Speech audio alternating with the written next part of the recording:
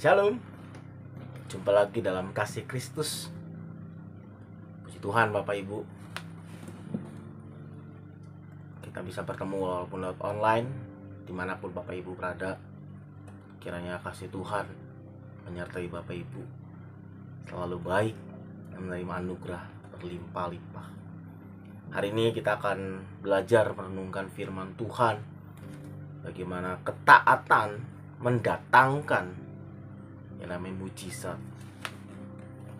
Semua orang mau menikmati mujizat yang daripada Tuhan, tapi banyak orang tidak mau belajar proses untuk mendapatkannya, bukan karena teori, melainkan karena penyingkapan firman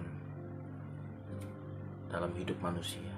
Untuk itu Bapak Ibu, mari kita berdoa.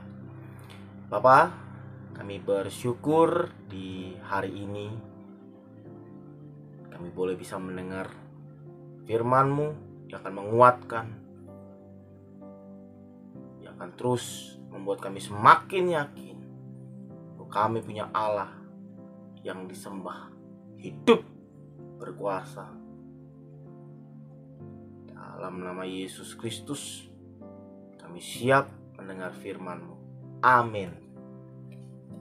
Puji Tuhan Bapak Ibu.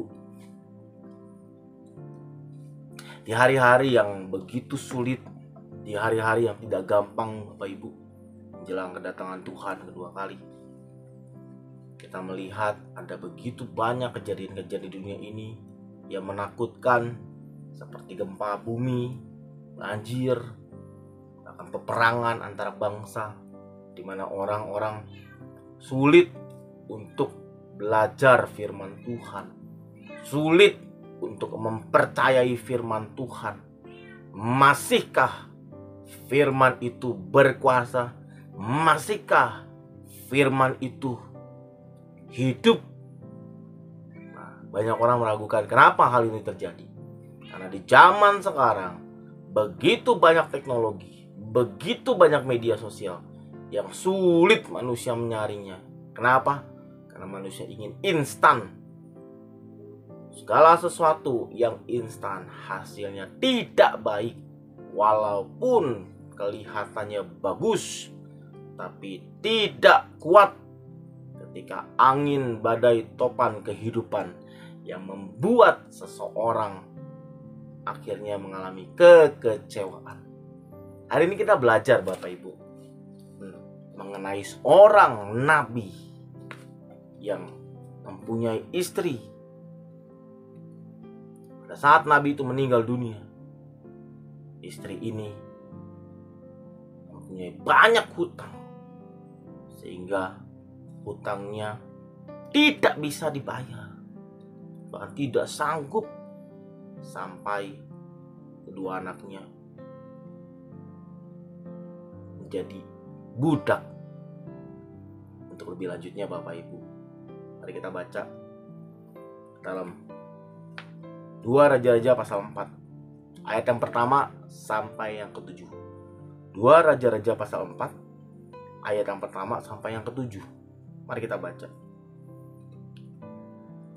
Salah seorang dari istri-istri para nabi mengadukan halnya kepada Elisa sambil berseru, "Hambamu suamiku sudah mati, dan engkau ini tahu bahwa hambamu itu takut akan Tuhan. Tapi sekarang penagih hutang sudah datang untuk mengambil kedua anakku menjadi budaknya." Jawab Elisa kepadanya, "Apa yang dapat kuperbuat bagimu? Beritahukanlah kepadaku apa-apa yang kau punya di rumah." Berkatalah perempuan itu, "Hambamu ini tidak punya sesuatu apapun kecuali sebuah buli-buli berisi minyak."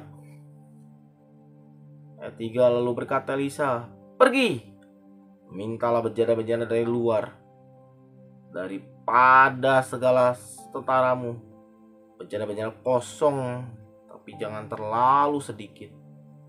4. Kemudian masuklah, tutuplah pintu sesudah engkau dan anak-anakmu masuk, lalu tuangkanlah minyak itu ke dalam segala bejana mana yang penuh, angkatlah.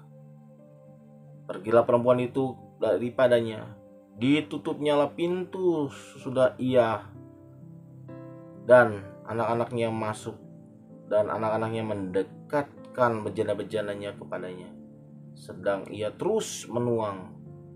Ketika bejana-bejana itu sudah penuh, berkatalah perempuan itu kepadanya, dekatkanlah kepadaku sebuah bejana lagi. Tapi jawabnya kepada ibunya, tidak ada lagi bejana. Lalu berhentilah minyak itu mengalir. Kemudian pergilah perempuan itu memberitahukan kepada abdi Allah, dan orang ini berkata, pergilah, jualah minyak itu, bayarlah hutangmu, dan hiduplah dari lebihnya, engkau serta anak-anakmu. Kisah ini kisah yang sangat menyedihkan, Bapak Ibu. Kenapa? Karena seorang nabi yang takut akan Tuhan, ketika dia meninggal, di sini jelas diceritakan mempunyai hutang.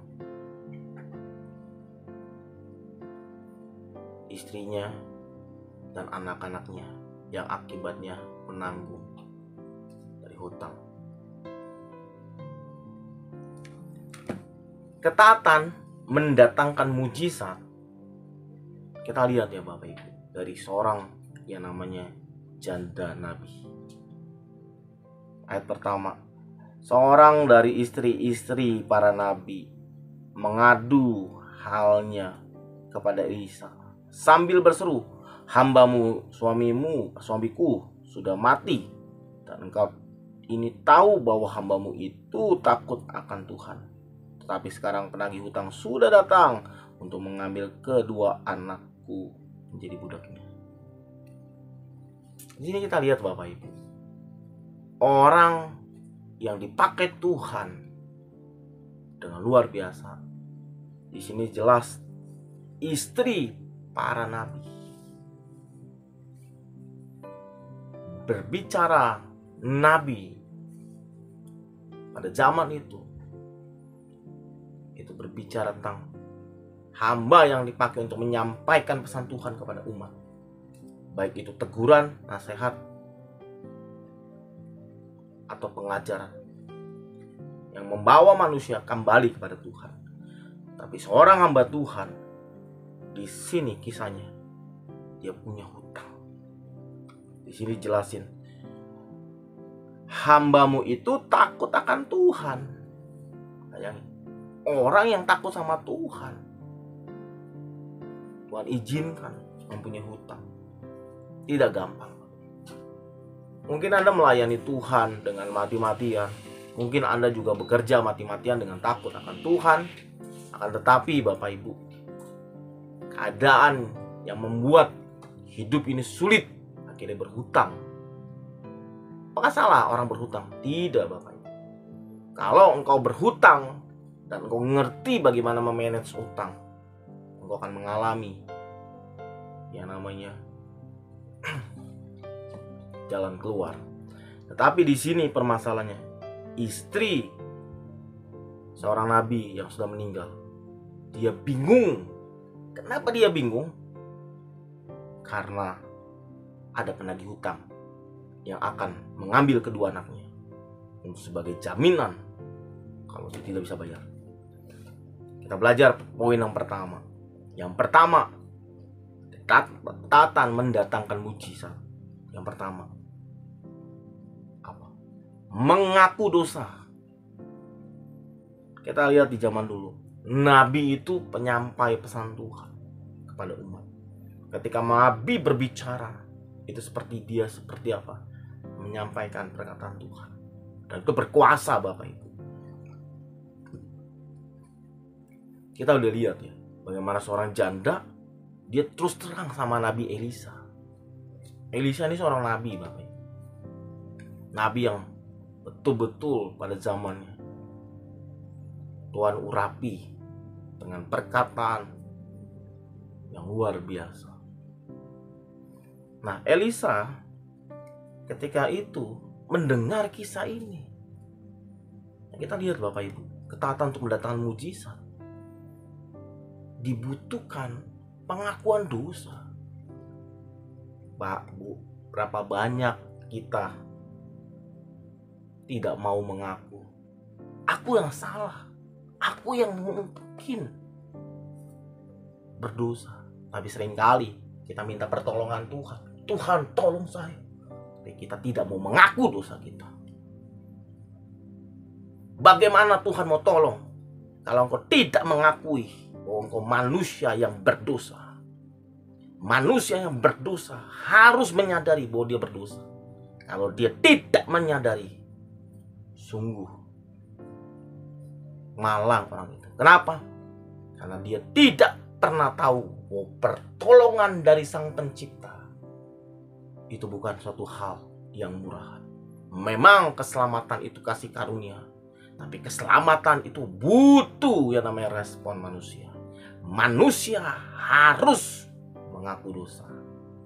Baru keajaiban, mujizat terbesar di sepanjang zaman, yaitu mujizat di mana manusia yang berdosa boleh masuk ke dalam kerajaan kekal.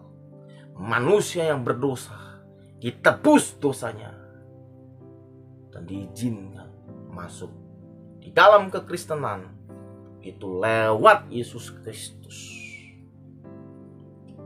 Nah, kita kembali kasus ini. Mungkin keadaan kita seperti ini Bapak Ibu. Ditinggal sama pasangan kita, meninggal dunia. Kita bingung, kita salah manage. Akhirnya mentok, terdesak hidup. Akhirnya mengambil satu hal langkah yang benar yang dilakukan oleh janda seorang nabi ini. Dia kembali datang karena kenapa? Kisahnya. Karena Tuhan dulu memakai suami yang begitu ajaib, di mana perkataannya penuh kuasa. Nah, kita kembali Bapak Ibu. Ketaatan mendatangkan mujizat. Yang dibutuhkan adalah pengakuan dosa. Yang kedua, kita baca ayat yang kedua. Jawab Elisa kepadanya, apa yang dapat kuperbuat bagimu? Beritahukanlah kepadaku apa yang kau punya di rumah. Berkatalah perempuan ini, hambamu ini tidak punya sesuatu pun di rumah ini, di rumah kecuali sebuah bulih-bulih berisi minyak. Yang kedua, ketaatan mendatangkan mujizat. Dia harus percaya akan firman Tuhan. Nabi pada saat itu perkataannya penuh dengan kuasa karena dia dianggap seperti perantara. Di zaman sekarang, firman Tuhanlah yang telah terwujud dan selesai melalui Alkitab. Ketika dibaca, ketika kita punya masalah, belajar percaya. Percaya apa? Tuhan Bapak Ibu dan saya, Tuhan yang bisa membuat yang tidak ada menjadi ada. Akan tetapi yang jadi masalah adalah manusia tidak mau percaya. Kenapa? Teknologi, perkembangan zaman yang membuat manusia akhirnya berpikir, apa saya layak? Apa Tuhan mau terima saya? Saya udah salah langkah. Apa Tuhan mau? Janda ini, dia ngerti Nabi Elisa. Perkataannya dipakai. Dan dia tahu tidak ada jalan keluar. Mungkin ketika Anda berhutang, Anda cari hutang lain. Mungkin ketika Anda berhutang, cari yang namanya pinjam lain untuk menyelesaikan. Tapi akhirnya kita terlilit hutang. Berapa banyak orang-orang yang pinjam berhutang akhirnya bisa berujung pada bunuh diri. Kenapa? Karena mereka tidak menemukan Tuhan. Mereka menggunakan cara yang instan. Apa yang membuat hal itu? Karena mereka tidak mengerti firman Tuhan. Mereka dibodohi sama iblis. Iblis tidak suka manusia mengenal Tuhan. Iblis tidak suka manusia dekat sama Tuhan. Kenapa? Karena ketika kita dekat sama Tuhan, kita akan melihat bahwa karya Tuhan dalam hidup kita itu begitu nyata. Tapi faktanya ketika kita punya dosa begitu jahat, begitu membuat kita sepertinya aku gak layak,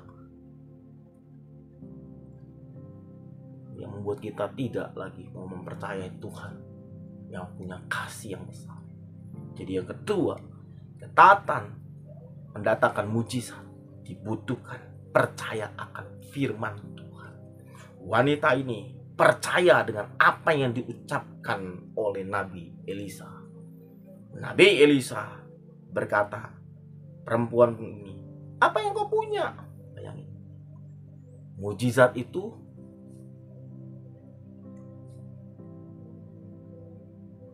dibutuhkan suatu ketaatan. Waktu Elisa tanya, apa yang kau punya? Seringkali Bapak Ibu, kita berhutang. Kita seringkali berkata bohong. Untuk apa? Untuk menutupi yang namanya kesalahan. Tapi tidak dengan janda ini. Janda ini ingin sekali bebas dari hutang, tapi nggak tahu caranya. Tapi yang dia tahu, dulu suaminya Nabi, bagaimana Tuhan pakai, dia masih ingat. Pak, Bu, firman ini hidup. Coba kalau kita lihat, ketika kita berdosa, kita tidak punya jalan keluar, perbuatan baik manusia tidak akan bisa membawa masuk ke manusia dalam surga, hanya melalui Yesus Kristus. Ini pergumulan begitu sulit oleh manusia. Tapi lewat kisah ini kita lihat bagaimana janda ini mengenal Tuhan. Dia dengerin kata yang namanya Nabi. Akhirnya dia mengalami keajaiban. Nah, poin yang kedua, waktu kita mengaku dosa, yang kedua, kita lakukan firman Tuhan. Walaupun tidak masuk akal, walaupun kita belum bisa mengerti Bapak Ibu, tapi belajar percaya akan firman Tuhan. Ketika Elisa ngomong, apa yang ada padamu? Wanita ini sangat ngomong dengan jujur. Gak punya apa-apa, cuma ada bulir-bulir yang berisi minyak. Bulir-bulir apa sih? Itu seperti sisa-sisa tempat-tempat botol-botol minyak yang sekarang. Terus yang ketiga, apa yang dikerjakan sama wanita ini? Ketaatan mendatangkan mujizat. Dia belajar akhirnya taat. Yang ketiga, dia lakukan perkataan daripada hamba Tuhan.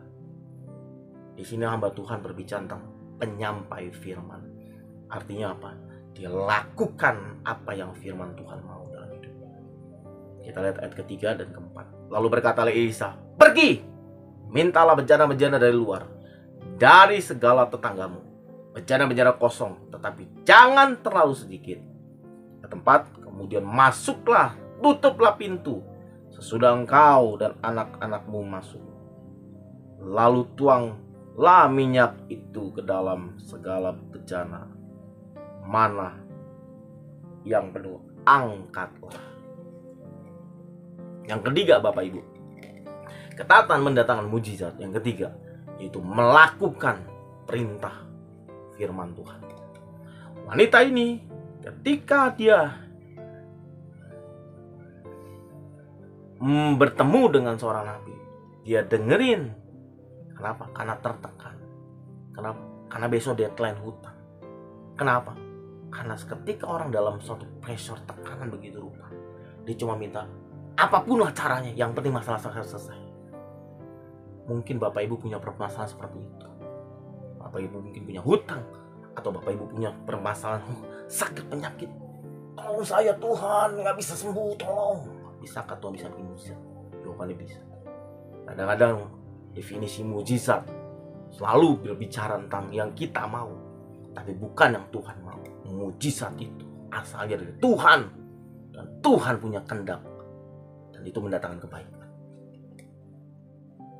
Waktu wanita ini bicara sama Nabi, Harusnya bilang gini, Nabi, aku ini punya hutang, tolong saya. Harusnya caranya gampang dong. Enggak Bapak Ibu. Proses untuk mendapatkan mujizat itu dibutuhkan ketaatan. Ketaatan itu apa sih? Ikutin aja, lakukan aja, gitu loh. Apa yang dikerjakan sama wanita ini? Elisa bilang, pergi. Bayangin, ketika Anda punya hutang begitu rupa, ketika orang bilang, mau solusi, mau jalan keluar, mau apa? Pergi. Hah? Pergi ngapain? Minta. Bejana-bejana artinya apa? Pak, kita dibelajarin secara tidak langsung kerendahan hati. Kamu gak punya apa-apa, ada Tuhan, buli-buli ini. Terus apa? Pergi ke tetangga-tanggamu, minta. Punya gak tempat wadah yang kosong? Coba minta. Bejana-bejana. Itu ada usaha Bapak Ibu.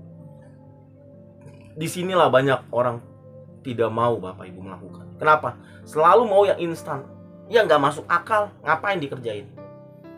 Yang gak sesuai dengan yang kita mau, ngapain kita mau? Pak, Bu, ketika Tuhan izinkan kau dalam tekanan begitu rupa, mungkin anakmu mengalami kecelakaan, mungkin anakmu mengalami narkoba dan akhirnya ujungnya membutuhkan banyak uang. Mungkin kau sedang mengalami yang namanya sakit penyakit. Di saat-saat yang begitu sulit, kita cuma butuh satu hal, keajaiban. Tapi keajaiban itu bukan dari manusia, asal dari Tuhan. Dibutuhkan yang ketiga, melakukan firman. Ketika hamba Tuhan itu bicara, pergi, dia lakukan Bapak Ibu ayat 4. Masuklah. Dia cari. Akhirnya dia masuk.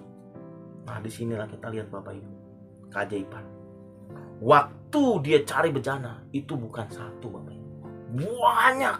Karena pikirnya cuma satu. Wah, ini solusi nih, ini selesai nih. Ketika dia ngomong nih, pasti masalah selesai. Kenapa? Karena anaknya jadi jaminan Bapak Ibu. Ini hutangnya gak main-main. Anaknya jadi jaminan, jadi mudah Bapak Ibu. Coba kalau lihat Anda punya hutang, maaf, orang-orang yang berada, itu tingkat resikonya tinggi. Ketika dia ngalamin bangkrut, bisa semua hartanya jadi jaminan. Bahkan bukan itu, bisa minus. Pak, Bu, mungkin kita tidak menyadari saat ini waktu kita aman. Tapi alangkah baiknya kita belajar terus untuk melakukan firman. Sesulit apapun, tapi firman itu hidup. Yang kita lihat ya Bapak Ibu, waktu bejana itu terkumpulin, apa yang dikerjakan wanita ini?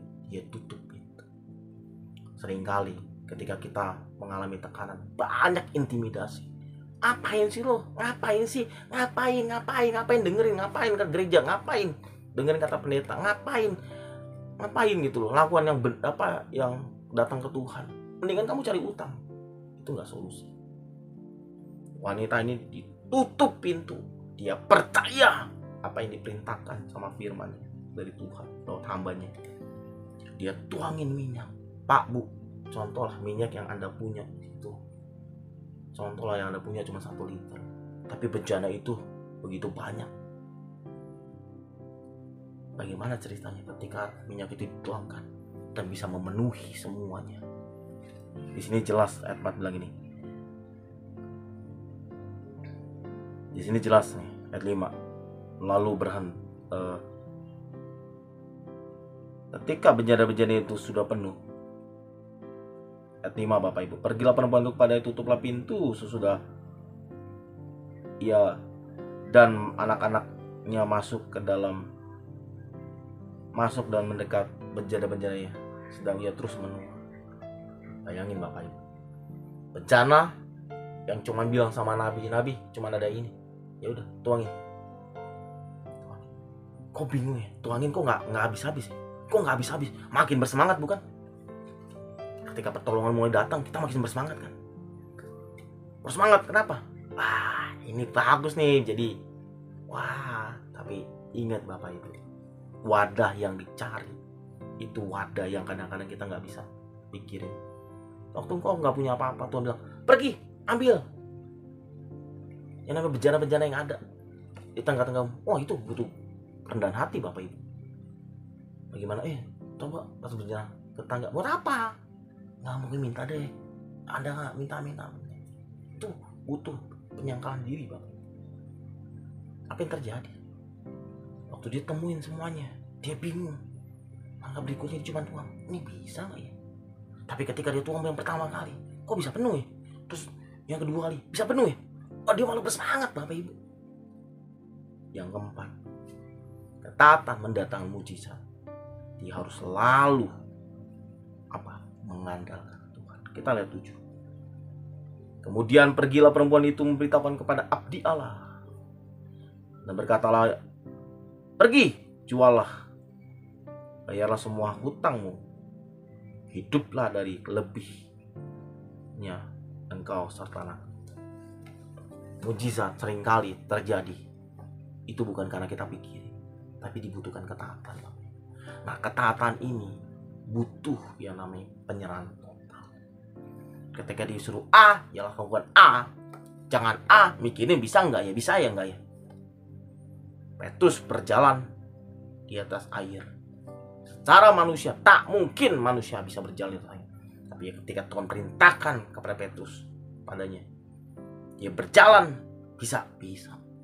Tapi yang jadi masalah, Petrus mulai goncang ketika mulai ada angin yang membuat dia jatuh, tenggelam. Tapi Tuhan biarkan? Tidak, karena Tuhan kasih perintah, dan itu pasti terjadi. Sama Bapak Ibu, bencana ini. Wanita itu ketika dia lihat semua bencana yang dikumpulkan itu penuh minyaknya, cara manusia langsung aja jual. Tapi wanita ini belajar mengandalkan Tuhan. Tanya lagi, ini mau diapain bencananya? Akhirnya wanita ini disuruh pergi. Itu butuh jalan, effort. Kenapa? Karena di depan matanya sudah penuh dengan minyak-minyak yang bisa dijual. Permasalahannya selesai. Janda nabi ini, dia bukan hanya selesai hutang, tapi dia bisa hidup dari minyak-minyak yang dia tuangkan tadi. Mungkin permasalahan kita seperti ini. Kita begitu sulit saat ini tentang keluarga kita yang mau cerai, tentang yang namanya anak kita yang nakal, mungkin narkoba, mungkin juga dia seks bebas, yang hidupnya makin dosa, mungkin juga orang ketergantungan dengan gadget. Pak, Bu, belajar Bapak Ibu. Yang pertama, ngaku dosa di hadapan Tuhan. Tuhan tolong, permasalahanku seperti ini. Apalagi Anda yang berhutang, seringkali kita tidak lagi berpikir tentang Tuhan. Kita pakai cara kita untuk yang namanya melakukan yang menurut kita benar. Tapi kita tidak pernah belajar untuk lebih dahulukan Tuhan. Tapi melalui kasus ini, melalui cerita ini, Candi mengajarkan kita untuk yang namanya taat. Yang kedua, waktu mengaku dosa, belajar dengerin apa yang diperintahkan, walaupun belum bisa masuk akal, walaupun belum bisa mengerti.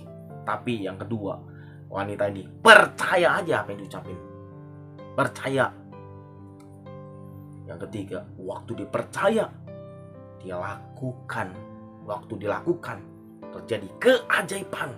Minyak yang mungkin kecil tiba-tiba bisa mengisi semua minyak bejana-bejana yang ada, dan terjadi keajaiban. Tapi wanita ini tidak bodoh. Wanita ini belajar sumbernya dari Tuhan. Tanya lagi kepada Tuhan, mau diapakan. Kenapa? Karena dia punya orang yang berhutang, tidak lagi jadi orang bodoh, tapi dia belajar jadi bijaksana. Kenapa? Karena hutang yang melilit dia mempunyai resiko.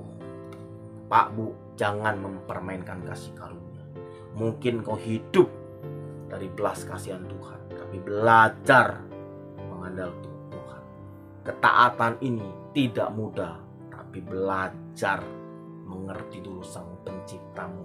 Begitu baik, begitu cinta engkau. Engkau yang begitu berdosa, dia mau selamatkan engkau untuk masuk dalam kerajaan engkau. Siapapun Bapak Ibu, apapun permasalahan engkau saat ini, kembalilah kepada Tuhan. Sesulit apapun, dia akan menerima engkau apa adanya. serusak apapun, dia akan menerima engkau apa adanya. Tapi dibutuhkan yang namanya pengakuan dosa, percaya pada firman, lakukan apa yang Tuhan itu mau, firman itu katakan, dan belajar bersandar.